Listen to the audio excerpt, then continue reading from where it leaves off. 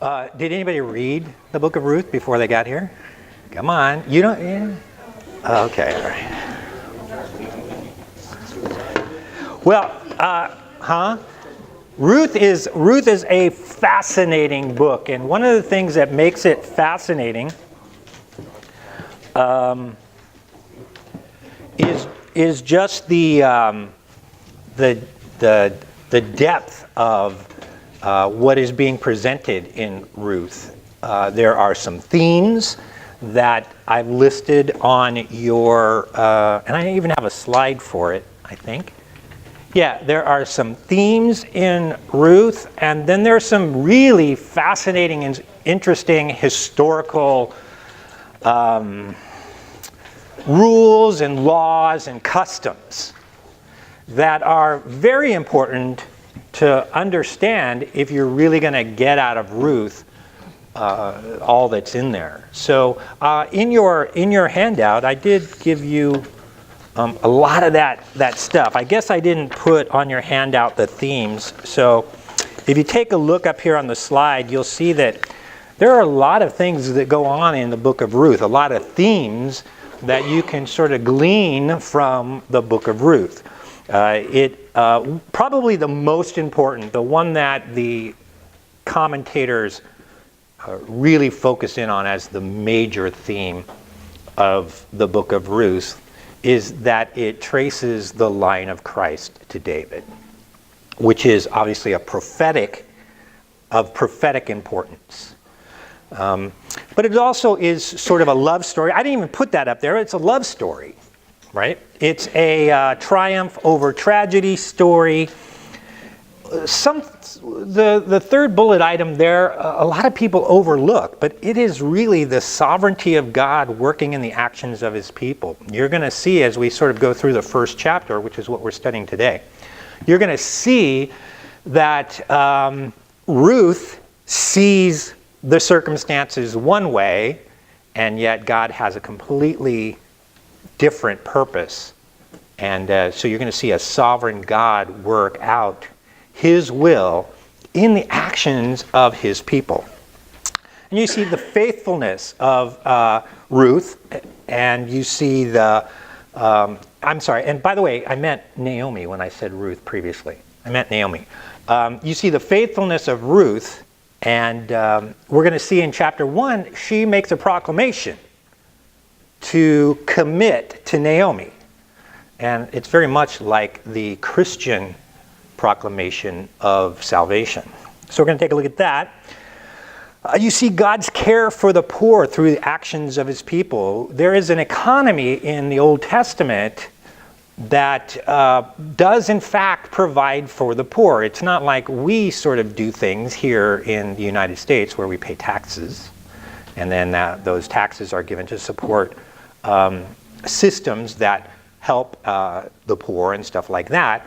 There is a cultural, even a legal aspect of the life as a Jew where they took care of the poor. And you see how God does that here. And then we're going to see the acceptance of the Gentiles. Ruth was a Moabite. And anybody that's not a Jew is a Gentile, right? But thank you. Keep it up. And so we're going to see that too. We're going to see the acceptance of Gentiles into the Jewish, the Israel religion.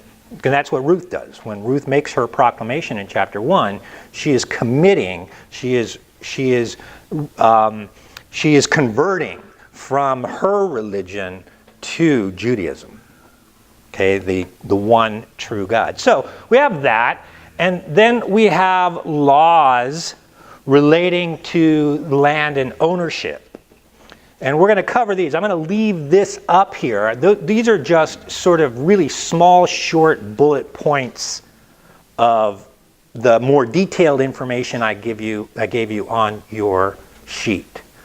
But these are just so that you can take a look at those really quickly and refer to them. We have the sabbatical year. We have the year of Jubilee, redemption of the land, the Levirate marriage, and gleaning. Okay? Now don't, if you guys were my class at the school I teach at, and I showed you a bunch of bullet points like this and said, hey, we're going to cover this stuff, half the student population would just glaze over. Right? So I don't want to lose you is what I'm saying. This isn't that hard. This is really fascinating stuff. And in fact, if you get this, it's not hard to understand, and it's really, really cool. And if you get this, then all of a sudden the book of Ruth really starts to make a lot of sense about why things were done, how Ruth feels, how Naomi feels, why Boaz does what Boaz does. All of these things that you're going to talk about with me during this first chapter and then the subsequent chapters, all of these things are going to make sense. They're critical, really, to understanding that. So we take a look at the sabbatical year, and you can find this. We don't have to turn there, or we're not going to read it, but you can find this in Leviticus chapter 25, verses 1 through 7, and Deuteronomy chapter 15, verses 1 through 3. That's on your notes, too. You can find, really, the instructions from the Lord about the sabbatical year. Okay, and the sabbatical year is every 7th year the land needed to rest. Much of Israel's economy was based upon land and crops. Okay, whatever those crops were. Land, and land's an important thing, we'll see in a minute too, but you had crops. So if you were a Jewish person living in that time, you would have land, and you would primarily make your living by growing some sort of crop and then trading that. Okay? And the command from the Lord in this sabbatical year is that kind of like the Sabbath day, every 7th year you had to let the land rest. You couldn't go out and plow it, you couldn't prep it, you couldn't do any of these things, you just had to let it rest. And so the way that they approached it, the Jews approached it, was that they would, the year before, or a couple of years before, they would try to gather up enough extra to carry them through that Sabbath year. Now what was interesting is it very rarely was actually done by the Israelites. It was very rarely done, and there's some commentators think that that's part of the judgment. You'll see these commands from to Israel from God to do these things, and they practically never did them, and so that's part of the judgment. So that's the sabbatical year. You let it rest. Huh? Question? So you let it rest. You have the year of Jubilee. Anybody know what the year of Jubilee is? Without cheating, without looking? Of? Okay. Well, that's half of it. Celebration, absolutely. It is a huge celebration. I mean, they plan it, and I think the celebration, if I'm not mistaken, I think it goes on for a full 24 hours. Maybe I have it in there. But it is, anybody else? Celebration of what? Anybody? No, close. Good guess. Good guess. Good guess. Thanks for playing. Next. All right. Well, I'm glad you can find this. You can find this in Leviticus 25, 8 through 18, and I'm just going to read it for you. If you want to turn to Leviticus 25, 8 through 18, this is what those verses say. You shall count 7 weeks of years. What is that? Yep. So 7 times 7 years, so that in the time of the 7 weeks of years shall give you 49 years. Then you shall sound a loud trumpet on the 10th day of the 7th month. On the Day of Atonement, you shall sound the trumpet throughout your land, all your land. And you shall consecrate the 50th year and proclaim liberty throughout the land to all its inhabitants. It shall be a jubilee for you when each of you shall return to his property and each of you shall return to his clan. That 50th year shall be jubilee for you. In it you shall neither sow nor reap. what grows of itself, or gather the grapes from the undressed vine. So it also is the sabbatical year too, right? Remember I just told you the sabbatical, you don't mess with the crops. It's also one of those, but it's this year of Jubilee. For it is, verse 12, for it is a Jubilee, it shall be holy to you, you may eat the produce of the fields. In this year of Jubilee, each of you shall return to his property, and if you make a sale to your neighbor or buy from your neighbor, you shall not wrong one another. You shall pay your neighbor according to the number of years after the Jubilee, and he shall sell to you according to the number of years for crops. If the years are many, you shall increase the price, and if the years are few, you shall reduce the price, for it is the number of crops that he is selling to you. You shall not wrong one another, but you shall fear your God, for I am the Lord your God. Therefore, you shall do my statutes and keep my rules and perform them, and then you will dwell in the land securely. So, anybody make sense of that? What's happening on the 50th year? Come on, come on. Like a reset. Yeah, exactly like a reset.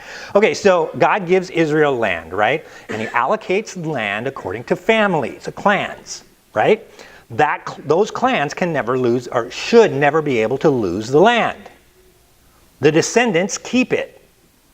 But in the economy, let's say you own some land, you're part of such and such of a clan, and you own land.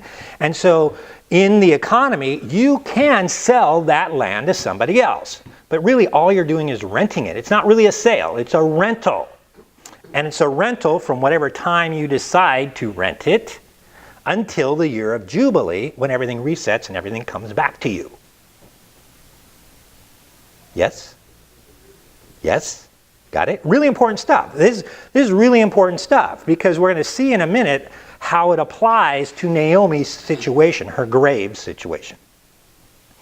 So the year of Jubilee, this 50th year, everything resets. Yes? Wouldn't over time that have a negative stack-up effect? In other words, wouldn't you have too much of one family living on an increasingly smaller plot of land? Don't know.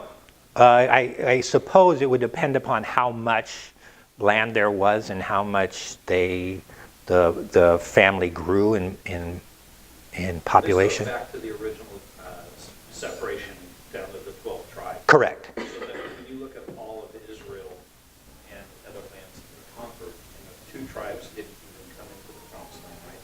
Did 2 tribes stay on the outside? Yeah, maybe, yeah. So there was lots of land, but you're exactly right in the fact that as population grew. I mean, that's assuming the population grew. I don't know whether the population would grow. I know that there was a lot of land out there, and you're not talking about, 50 million people. And this is an issue that, would they be counting how many crops you could plant in a year, or how many years? It's years. It's all about years. Because all you're doing is you are selling based upon when the year of Jubilee happens. So if I want to buy your land, okay, and the year of Jubilee is next year, I'm really only getting it for a year. If I want to buy your land and the year of Jubilee is 48 years away, I'm getting it for 48 years. So the price is going to be different. It's like a lease. Exactly like a lease. Yeah, it's a 48-year lease, 1-year lease, but all leases end on the same day, and it's a celebration day, and all leases and go back to zero, no matter what.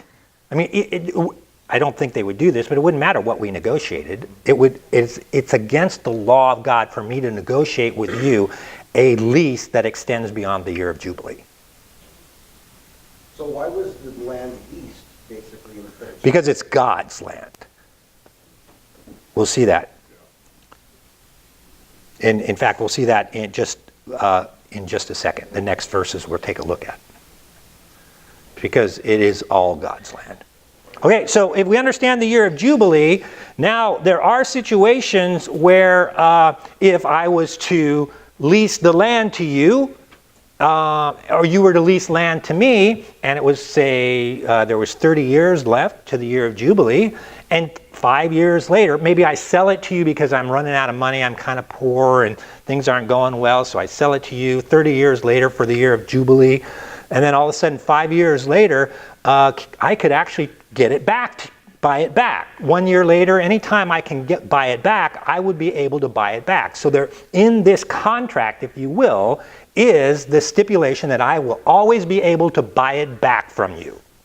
I don't know what the price would be, but I would always be able to buy it back from you. And also the stipulation is that if I couldn't afford it and I had a near kinsman, a family member who could, he could buy it back from you for me. Okay, we'll see that in Deuteronomy 25, 5 through 10. I'm sorry, not 5 through 10. Leviticus 25, 23 through 28. The land shall not be sold in perpetuity, for the land is mine. For you are strangers and sojourners with me, and in all the country you possess, you shall allow a redemption of the land. If your brother becomes poor and sells part of his property, then his nearest redeemer shall come and redeem what his brother has sold. If a man has no one to redeem it, then he himself becomes prosperous and finds sufficient means to redeem it, let him calculate the years since he sold it and pay back the balance to the man to whom he sold it, and then return to his property. But if he does not have sufficient means to recover it, then what he sold shall remain in the hand of the buyer until the year of Jubilee. In the Jubilee, it shall be released and shall return to his property. So that's just saying that I got the right to buy back my stuff, my land, if I can. Okay? You with me? Yeah? Maybe there's a lot I don't understand, but I don't want my previous, the people who owned my home 20 years ago to have the right to come back in and say, I'm buying your house whether you want it or not. That was part of the law. Well, but because But I'm questioning the law, is what I'm doing. oh, where's that lightning bolt? No. Back away, guys. No. No, I understand you. I understand, and Don't take it too far. there's a communal relationship. It is a one people sort of thing. We are very isolated, and we see things as ownership. I own the property, and again in Deuteronomy chapter 25. I'm sorry, not Deuteronomy chapter 20. Leviticus chapter 25. You see God saying, "This is my land, and I lease it to you. I let you have it." And so that's the community of Israelites. They're a single people, and that it is God's land that they are leasing, if you will. And so the idea is to always keep it in the family. So he's also, through all that, he's protecting the poor and Correct. allowing people to really trust God for Correct. his provision. Correct. And really protect. Go ahead. It's kind of a picture of where we are today. My house belongs to me, it belongs to God. I'm really Yep. leasing it. Correct. That's why we tithe. He gives to us, and we get back just a smidgen, Yeah. 20%, Yeah. or whatever God puts on your heart. But it really Yeah. belongs. Yeah. Everything I agree with that. in my life, seeing good, it's really good. Yeah. I mean, we can see it from just to follow up on what you said, we can see it from an American ownership. See, you got to realize that we have a culture, we have a history, and that history is independence and property ownership, and it's mine. The relationship between God and Israel. No, I understand that. I understand that. I'm just saying that we see property, we see things this way. That's not how Israel saw it. It was totally God's economy. Yes. It just also is protecting of the two major covenants, one of the two major covenants in the Bible, which is the Abrahamic covenant. So the Israelites always going back to the land of the tribes is because God promised the land to Correct. the Israelites through the Abrahamic covenant, and so he wants to protect his covenant perfectly and Good. have By the it way, done. we do it here. We looked at a house in Palm Springs a few years back, and it was bought to buy the house, but we can't own the land. It was a land lease with Right. an Indian tribe. Right. It works the same way.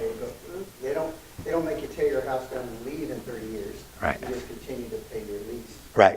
And the thing, the difference though is the opportunity to buy back. I think that's what he was talking about. Yeah. Well, it's also just hope. Pardon me? It's a symbol of hope. Sure. Yeah, and it's related to the poor. Yeah, exactly. See, what Frank said is really important too, and what you said is this: if I get downtrodden, I own land. Land is everything, right? I don't get to be a computer geek and work on a computer, as in the first century or whatever. I have to raise crops. I have to have land. That's how it works. And so land is everything. Land is everything. And so if I get downtrodden, there is a way for me to get some income while I'm in this position, but never to the point where I lose everything. That's part of this. It's this protection of the poor, of the ability to make sure in God's economy we don't perpetuate poor people who don't have anything. All right. So then next up is in Deuteronomy 25, 5 through 10, the Levirate marriage. Now this is very, very interesting, and it sounds kind of related. So let's take a look at Deuteronomy 25, 5 through 10. If brothers dwell together, and one of them dies and has no son, the wife of the dead man shall not be married outside the family to a stranger. Her husband's brother shall go into her and take her as his wife and perform the duty of husband's brother to her. And the first son whom she bears shall succeed to the name of the dead brother, that his name may not be blotted out of Israel. Now there's more about it on what happens if he refuses and stuff like that. But here is now another situation where they're trying to protect poor ownership of land, the clan rights, the rights to land given a particular family. And it is a situation where a woman marries, and ownership happened through the male. A woman marries a man, and in normal circumstances, the children, the first male son, would inherit the land. And that's how it was passed down from generation to generation. And that's how they kept the land, through the firstborn male. If there was the firstborn male died, then of course it would go to the second male. But that's how the land was handed down. Now what about the situation where husband, wife get married, husband dies before they have any children? What happens to his land? Doesn't go up for auction. They want it to stay in the family, but how do we keep it in the family? Well, this Levirate marriage says you keep it in the family by the dead husband's brother marries the wife. The first male child that they have is really the child of the dead husband's brother. He carries that line. Any subsequent male children now is the second brother carrying that line forward. Yes? Just legalize adultery? No, their husband dead. What if the second brother is married? If it is not a situation. The second brother is single. That's not what that's. What if he isn't? I'm sorry, what? Go ahead. Who owns the land in the first place? Is it like the theocracy, Israel, and they allot these? Yes. Yes, exactly. Yes. What? Moses allotted the land. Yes. The original 12 tribes. You'd have to Right. According to God's will, he allocated the land. What if the brother's married though already? That's not part of the law. So what if you run out of brothers who aren't married? If you run out of brothers, then it's called the nearest kinsman. So then they could look at a cousin. So that when they say brother or kinsman, they mean single brother or... Correct. Correct. Which is part, if you look at the verse, it says, if brothers dwell together, it's kind of talking about, what, did I miss that? No, that's what I was asking. All right. That's why I was. It's a single. It's not polygamy. It's single. And So can we go? It's going to be the way God intended it to be. right? What? Say that again? Anything God ordains is going to be the way God intended it to be. Yes. So- Yes. None of God's laws require you to break another one of God's laws. Exactly. See, before we started, didn't I tell you it would be like this? Okay. All right, I love this stuff, you guys, so I am not criticizing at all. This is much better for me, probably much better for you than just sitting and being talked at, right? So, are we okay with this now? We kind of got a grasp of the Levirate marriage? Yes. Is this kind of is sounding familiar when Jesus and the Pharisees were talking? And the Pharisees were like, if they go... Matthew 5 or something like that? If the brother dies... Yes. They were when they're challenging Jesus about that, they're referring to the Levirate marriage. Okay. They're saying, okay, he dies and his brother comes in, and then he dies and his brother, and there's 7 of them. Whose wife is she when everybody gets to heaven? And the answer, of course, is nobody's, because you aren't given marriage in heaven. But they were using the Levirate law to try to trap Jesus. And that's... Okay, so interesting thing just on this, if you're still there on Deuteronomy 25, 5 through 10, just take a look at what happens in verse 9. This is kind of cool, okay? This is really cool. What happens in verse 9 if the brother refuses? What if the brother says, no, I don't want her? Exactly. Verse 9. Then his brother's wife shall go up to him in the presence of the elders and pull his sandal off his foot and spit in his face. Give me your sandal. It's awesome. That's awesome. In front of the elders, too. All the elders of the church, all the elders there are sitting there looking and going. Little side note, why pull off the sandal? I don't know about spit in the face. It was just sort of a cultural thing that showed disdain and disrespect, and this was so wrong. So it was that sort of thing, that spitting in the face. But why the sandal? Where is it that it says take off your sandals and shake off your bells? Okay, there's several places in Scripture. There's cultural things, and it really has to do with stepping onto the land and owning the land. Okay, so remember, this is about land ownership, right? The Levirate marriage is about, hey, I'm a widow. I've got no children. You're the husband. You're the brother of my my husband, my dead husband. I need you to come and foster children for me, so that my line can still possess the land. And so it's this taking off the sandal indicates that he's not willing to possess the land. He's not willing to do that for her.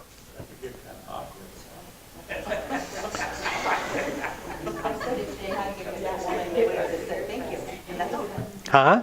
The woman would have just said, thank you for the land. All right. Okay, so you can see, like, for example, in Psalm 68, there's a couple of things. You'll see in Psalm 68, it says something about Moab. It says, Moab is my wash basin. It's a bowl for washing your feet. Upon Edom, I cast my shoe. Over Philistia, I shout triumph. So if you look at upon Edom, I cast my shoe, that's just one area where this idea of ownership of the land is being used. The idea of a foot or a shoe or a sandal stepping under the land or over the land is sort of a metaphor for the ownership of the land. All right, so the next thing we need to take a look at is gleaning. And we're going to see that in Leviticus 19, 9 through 10. That is also about the land, but it's more about poor. If you are a landowner, when it comes time for harvest, there are some things that you need to do. And this is what Leviticus 19, 9 through 10 tells us. When you reap the harvest of your land, you shall not reap your field right up to its edge. Neither shall you gather the gleanings after your harvest, which means kind of the stuff that falls out. You mow, everything falls down, and then you have people go around and gather it up and put it into bushels or whatever, and once you gather, if there's some that falls, you got to leave them. You don't get to go back and pick up every one and make sure you get every single one. One round through, pick them up, stack them over in the other part of the field or whatever, and then that rest just stays there. You are not supposed to get that. So that's what the gleanings are. And then in verse 10, and you shall not strip your vineyards bare, neither shall you gather the fallen grapes of your vineyard. You shall leave them for the poor and for the sojourner. I am the Lord your God. So what would happen would be if you had land, after you harvested the land, you weren't supposed to harvest to the edges. I don't know how much that meant, but you weren't supposed to harvest to the edges, and you weren't supposed to pick up anything that you accidentally left behind in the first round.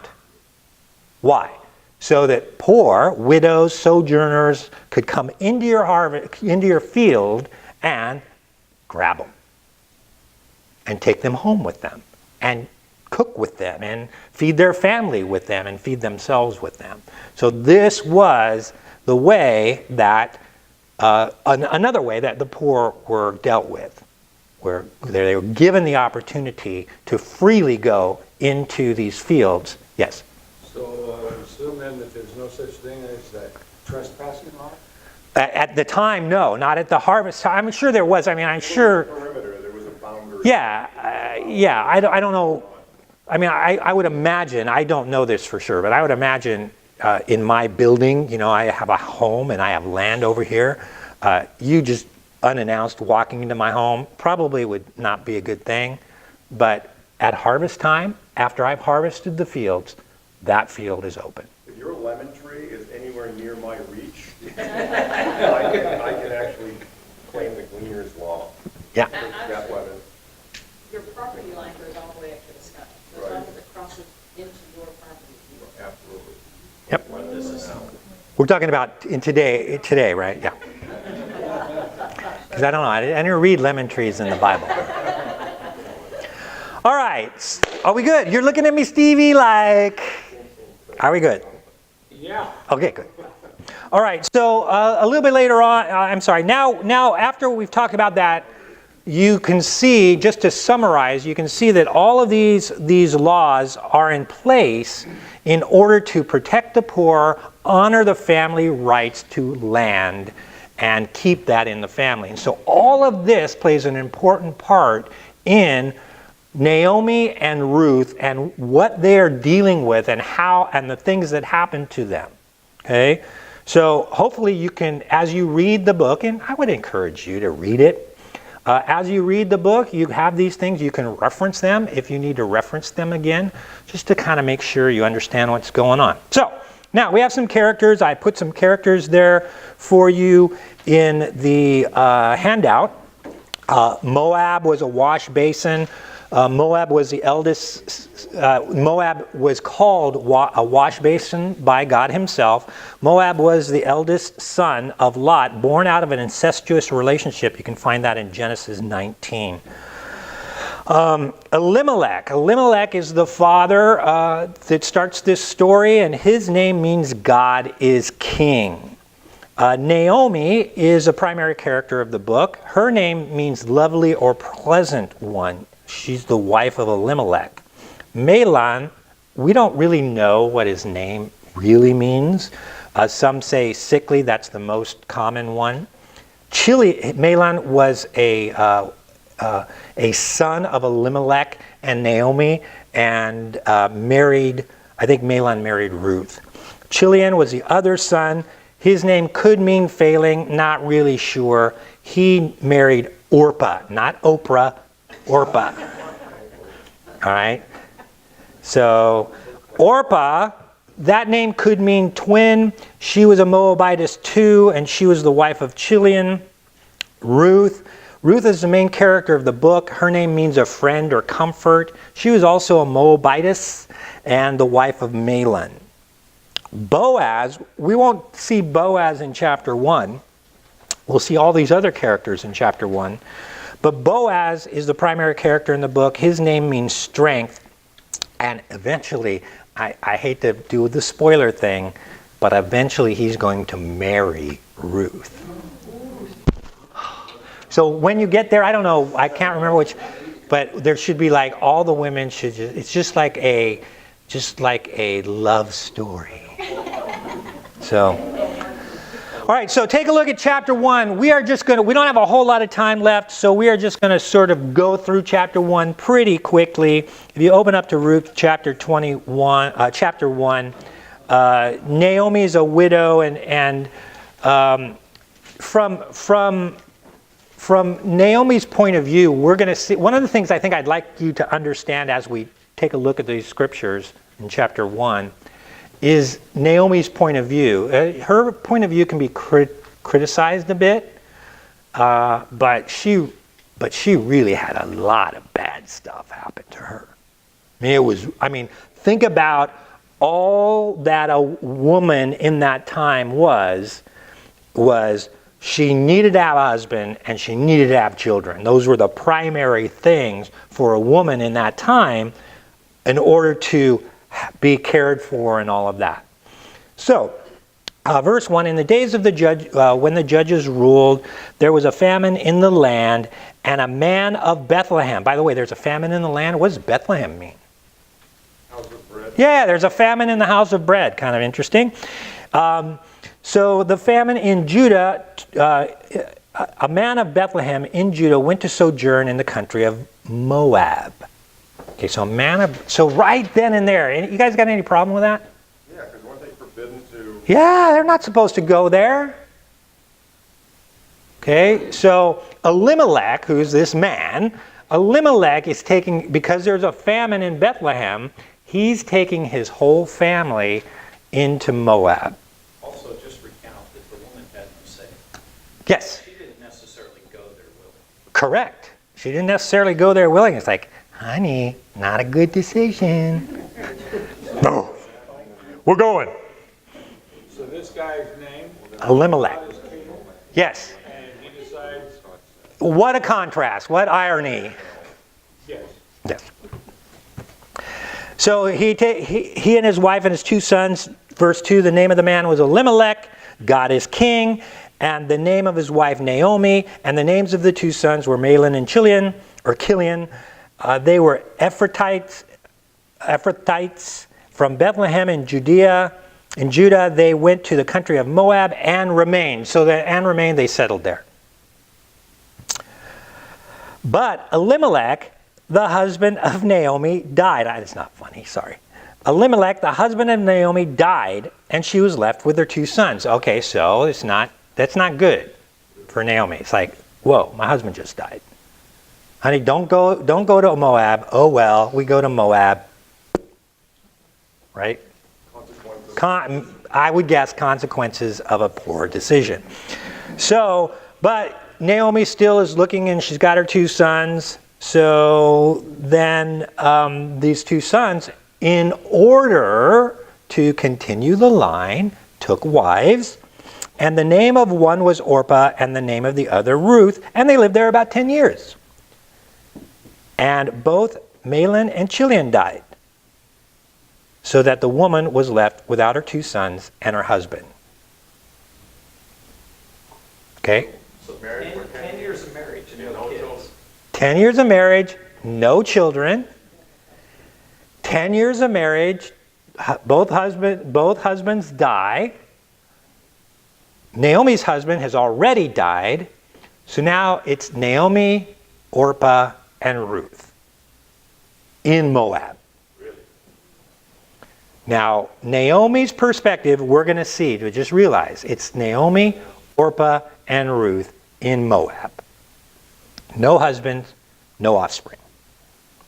Steve, Yeah. I just want to point out that Moab is in current-day Jordan. which Yes. is east of the Dead Sea.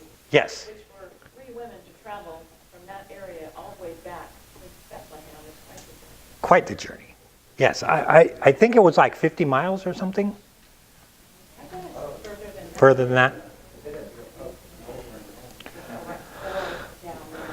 Okay, so we can criticize Elimelech all we want to. He's supposed to walk by faith. We could talk about that, but here, and we can even make practical application, right? Sometimes, I think the only point I would like to make, the only practical application I would like to make, is I cannot tell you how many times I have in the past, and there is no doubt in my mind how many times you have made a decision based upon your situation without really thinking about God's will. Because sometimes it's God's will. In fact, I would probably, at least my experience is, more times than not, it's God's will for me to stay and embrace the situation rather than try to flee. Whatever that trial. In fact, this is what Warren Wiersbe says. Warren Wiersbe says, when trouble comes into our lives, we can do one of three things: endure it, escape it, or enlist it. I say embrace it, same idea. If we only endure our trials, then trials become our master. And we have a tendency to become hard and bitter, which is what we'll see Naomi does.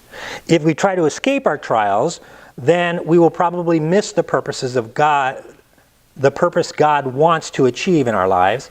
But if we learn to enlist our trials, they will become our servants instead of our masters and work for us. And God will work all things together for good and for His glory. So Naomi was facing these things. Naomi was facing, she's old, she's a widow, she's childless, no married children to repossess the land. She lacked the provision and protection of a husband. And this is important to understand. The Levirate marriage was not possible for her because of her age. Her view is it's extremely unlikely that she would go back to Israel and there would be somebody who wanted to marry her, and then she was probably even too old to have children. Right? So she is looking at the rest of her life as a poor person with no home. A widow with no home. And no possibility of ever redeeming that situation.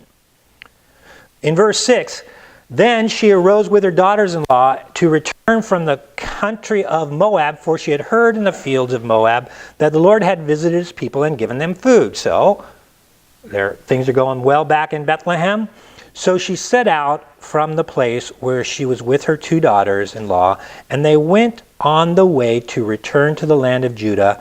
But Naomi said to her two daughters-in-law, "Go, return each of you to her mother's house. May the Lord deal kindly with you as you have dealt with the dead and with me." Verse 9, "The Lord grant that you may find rest, each of you in the house of her husband." So she's now going to go back to Israel, right? Bethlehem. She's got two Moabite women hanging on. Okay, what do you think the opportunities are for two Moabite women in Israel? Not much, right? They're different God. They worship a different God. Everything is different. They're a hated people by Israel. So Naomi's looking at the two women and saying, "Go back and get husbands and stay in Moab. There's nothing for you where I'm going." That's what she's saying. And so then she kissed them, and they lifted up their voices and wept. This is a very loud weeping. And they said to her, "No." Now both of them said this, "No, we will return with you to your people." So both are willing to go into Israel as Moabite women for Naomi or whatever. But Naomi said, "Turn back, my daughters." And so she's now saying, whoa, wait a minute. I don't know if you guys really understand what you're faced with. Why will you go with me? Have I yet sons in my womb that they may become your husbands? If you want to read this, if you read this in your mind, read it with a Jewish woman whining tone. It sounds really cool. It's kind of like, oh yeah, that's probably understand. Okay, so turn back, my daughters, go your own way. For I am too old to have a husband. Oi, if I should stay, why? Okay, so if I should say I have hope, even if I should have a husband this night and should bear sons, would you therefore wait till they were grown. Would you therefore refrain from marrying? No, my daughters, for is it exceedingly bitter for me, for your sake, that the hand of the Lord has gone out against me. So now she's still trying to convince them, don't go. Not only is there nothing for you, but the Lord is against me. You're going to come with me, and that's even going to be worse. So she's trying to convince them. And so they lifted up their voices and they wept again. And Orpah kissed her mother-in-law, but Ruth clung to her. Now this is a serious attachment. Ruth is just like hanging on, not willing to let go. And so now understand what's going on in Ruth's mind. Ruth has heard everything. She's lived over 10 years with Naomi. She understands. I'm sure Naomi has shared, the Jewish faith and all of that. So she, and the situation, she understands what she's going into, and yet she is not willing to leave Naomi. So Naomi tries one more time, and she said, see, your sister-in-law has gone back to her people and to other gods. Return after your sister-in-law. So she's appealing to peer pressure there. But Ruth said, do not urge me to leave you or return from following you. For where you go, this is a very famous verse. Sing it. Go, Frank. For where you go, I will go. Where you lodge, I will lodge. Now listen to this. This, again, from a Moabite perspective, Moabite Jewish perspective, listen to what Ruth is saying here. This is not just an attraction to to Naomi. This is not just her saying, oh, Naomi, I love you so much. I'm going to go with you. You're my mom. Can't leave my mom. Okay? She says, for where you go, I will go, and where you lodge, I will lodge. Your people shall be my people, and your God shall be my God. Her God was Chemosh.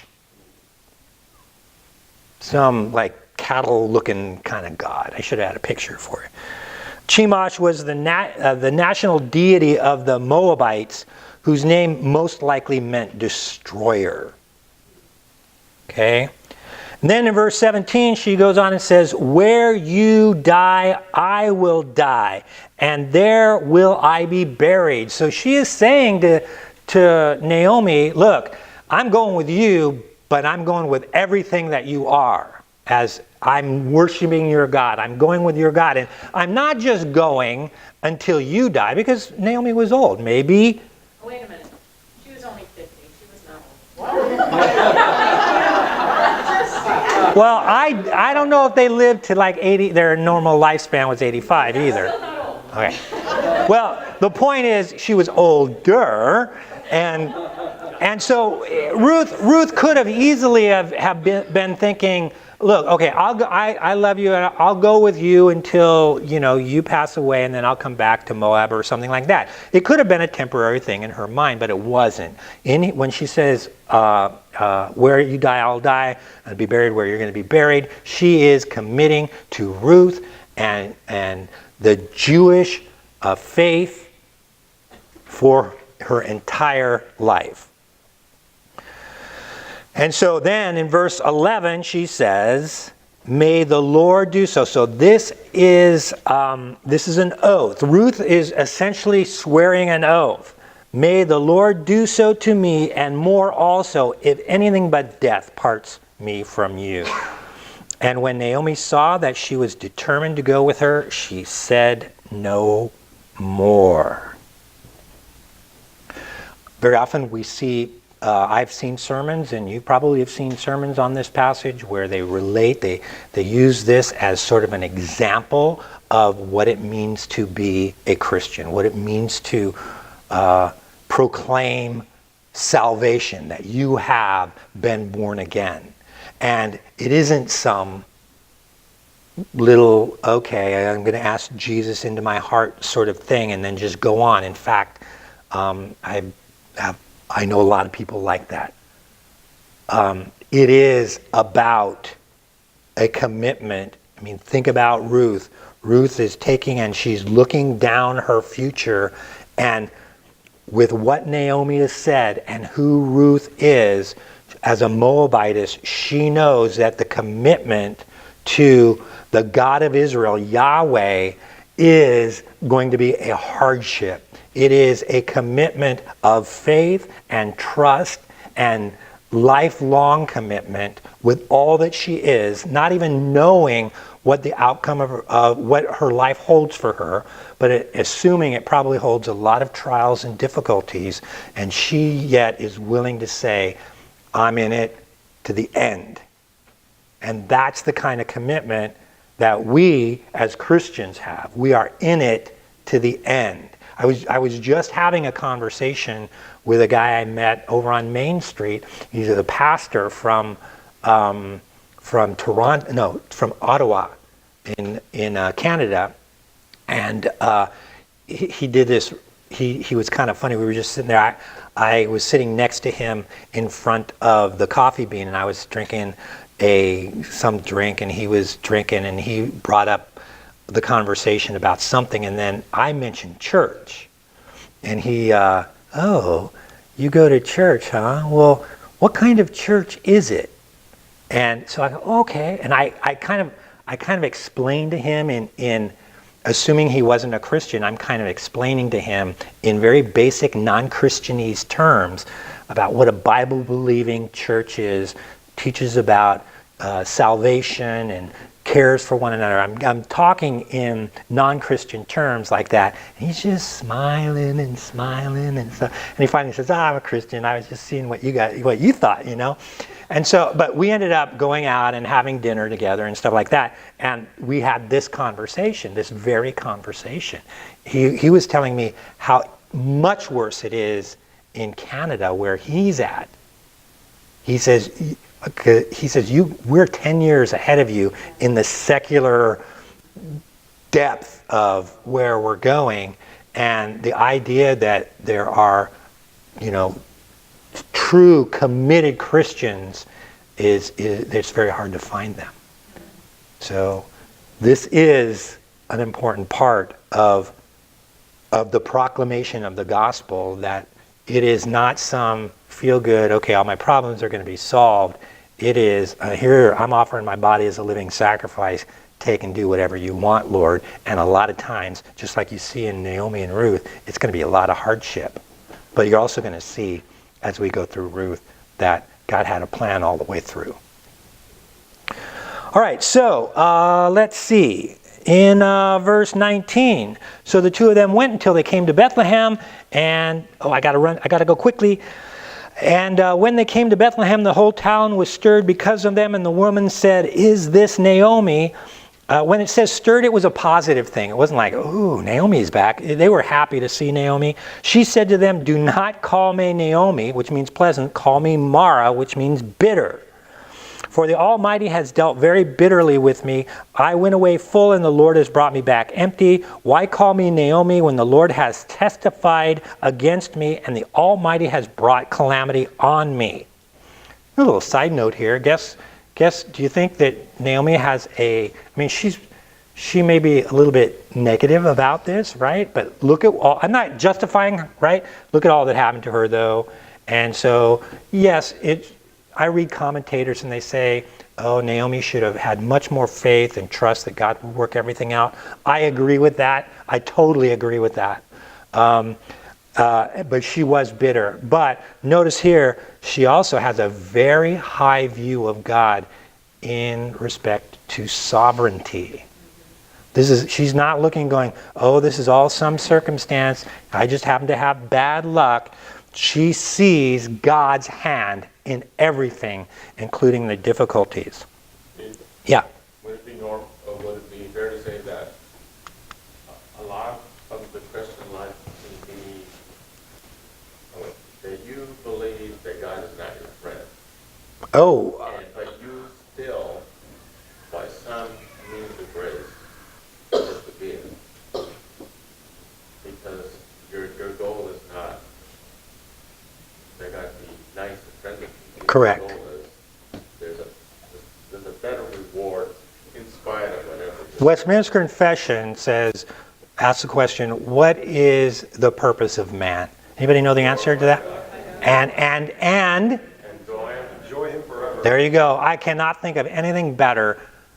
A complete, succinct description about what we are. And the thing about even this statement right here, 9/10 of our unhappiness is selfish and is an insult to the face of God. I mean, think about that for just a minute, my friends. Okay? It is extremely powerful. Okay? Because if we take what you were just talking about, that our purpose is to glorify God and enjoy Him forever, what we are seeing here, what Naomi doesn't see, I know this is going to sound crazy to some of you, but I am telling you, I've experienced this. Believe me, I don't do this all the time, okay? But if I check, right? If I'm going through suffering and trial, it's possible discipline, right? So I go through that. Lord, am I doing something wrong? Do I need to learn something? Am I sinning and not seeing it? What? And so if that's the case, then of course I confess, repent, and move on. But when it's not, I am starting to learn to embrace the trial. Go figure. Embrace the trial, and instead of looking inward, begin to look outward. And all of a sudden, like you saw the quote before by Warren Wiersbe, sort of now I'm commanding that trial. I'm owning that trial. It's not owning me. And so that trial then becomes an opportunity for me to then glorify God, whether it be just in example or in persevering or in even sharing the gospel at a particular point in time. That's what I did with the conversation with this pastor from Canada. We just got talking. We talked for hours. We just got talking about stuff. And he asked me a question about this particular trial, and I shared with him about this trial. And he was going, wow, that really blesses me. It's like, yeah, that's really cool. Because Glorify God, it glorifies God at the same time. yes, totally. Glorify, because we don't put the two together is what I'm trying to say. We think glorifying God and we think having joy are separate things, right? Especially in the idea of a trial. Yeah, when everything's going well, of course. But in the middle of a trial, we think glorifying God and having joy are separate, and they're not. Right? Godliness with contentment is great. Yeah. All right, my friends. Hey, one last thing. Yes. Just for Naomi's sake, she didn't have an indwelling of the Holy Spirit as Okay. a comforter, as a... Right. Yes. So, but you compare. Yes. So, again, I see a lot of grace given to Naomi. I read commentators, like in fact Warren Wiersbe. He just rips her apart. Okay. She should have known this. She should have done that. She should have known this. And I get that. It's a good example for us. Okay. But she had a lot of problems. And we're going to see next week, we're going to see next week as we move in a little bit now how God begins to orchestrate an amazing solution, if you will, a God-glorifying solution to this particular situation she's facing. Why didn't she try to, witness to Orpah and bring her into better people? Because in her mind it wasn't better for her. In her mind, as a Moabitess coming to Israel, there was no opportunity she would just be shunned in Israel because they hated Moabites.